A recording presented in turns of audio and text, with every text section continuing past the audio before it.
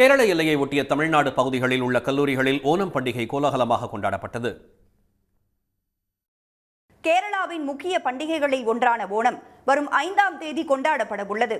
கோவை ஆவாரம்பாளையத்தில் உள்ள தனியார் கல்லூரியில் மாணவ மாணவிகள் பாரம்பரிய உடை அணிந்து ஓணம் பண்டிகையை உற்சாகமாக கொண்டாடினர். கல்லூரி வளாகத்தில் அத்தப்பூ கோலமிட்ட அவர்கள் திருவாதிரை நடனமாடி செண்டை மேளம் இசைத்து மகிழ்ந்தனர். நாகர்கோவில் அருகே பிள்ளையார்புரம் பகுதியில் உள்ள தனியார் கல்லூரியில் மாணவிகளுக்கு அத்தப்பூ கோல போட்டி நடத்தப்பட்டது. இதில் கலந்து கொண்ட மாணவிகள் வண்ண மலர்களால் விதவிதமாக மாவேலி மன்னரின் உருவத்தை வடிவமைத்தனர்.